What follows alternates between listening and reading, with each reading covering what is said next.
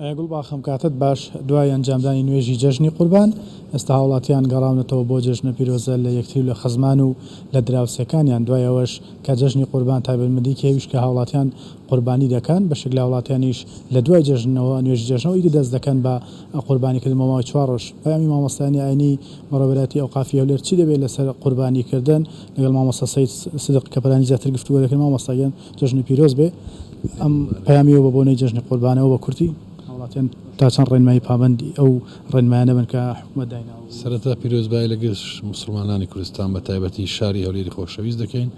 ومێت دەخوازین ئەم جێژنە ببێتە مای خێر و خۆشی و برایەتی و تەبایی لە نێوان گشتپێکاتەکانی کوردستان و بێتە دەربازبوونمان لە هەموو نەخۆشی و ناخۆشیەک.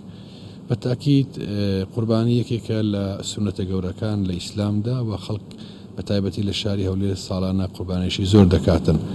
بەڵام بەداخەوە لەبەر ئەم بوونی ئەم نەخۆشیە و چەند ساڵێکە کە نەخۆشی بەرۆشی هەموو جیهانی گرتووەوە کوردستانیش لێ بەدەرنیە وەیە حکوومەتی هەرێمی کوردستان وەزارەتی تەندروستی و پارێزگای هەولێر کۆمەڵێک ڕێنمایان دەرسی بە بەوەستی پارێزگاریکردن لە گیانی خەڵکی کە ئەمەش خۆی لە خۆیدا لە ئاینی پیرۆزی ئیسلامدا پارێزگاریکردن لە گیانی خەڵکی یەکێکە لە بنەما سەرچیەکانی ئاینی پیرۆزی ئیسلام. بۆیە لە ڕووی ئاینیەوە چۆن گەورەیە قوربانیکردن بە هەمان شێوەش پابەندبوون بە ڕێنمایە تەندروستیەکان لە ئاینی پیرۆزی ئیسلامدا گرنگی خۆی هەیە دەبی پێیوە پابەندبی. بۆیە داوا لە مسلمانانی خۆشەویستی شاری هەولێر دەکەن بە تایبەتی بە پێی ئەو ڕێنمایی و تعلیماتانەی کە حکوومەت دەری کردووە پێویستە پابەند بن بۆی پارێزگاری لە گیانی خۆیان و گیانی دەوروبەر و خۆشەویستانی خۆیان بکەن. پێیان وایە قوربان خۆیان لەسەر قوربانیەکە نەبنیا لە ماڵەوەیکن قبولنی ئایا ئەکرێ قبولە لە گوشتارگەکان قوربانیەکە بکرێت؟ بە تاکید لە گوشتارگەکانیش ئەگەر بە خۆشیان دەتوانن یەکێک بۆ وەکالەت دابنێن. خۆمەرز نییە و خەڵکانی کە قوربانی دەکەن هەمویان بۆ خۆیان توانای ئەویان هەبی کە حیوانەکە سەر ببڕن.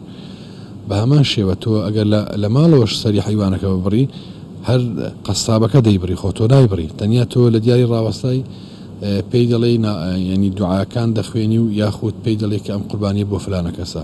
بۆ ئەگەر بە خۆشت دەتوانی کەسێک بە وەکیلی خۆت دەستنیشان کە یاخود قەسابێک دەستنیشان کەی بۆی وەکالەتت بۆ بکاتن و قوربانیکەت بۆ سەر ببڕی و وە گۆشتەکەش تەوزەی سەر خەڵکی محتاج و خەڵکی فەقیر و هەژار بکاتن. پرسیارە بە کورتی مانگا و مەڕ بۆ چەند کەس دەبن بۆ منە قوربانی؟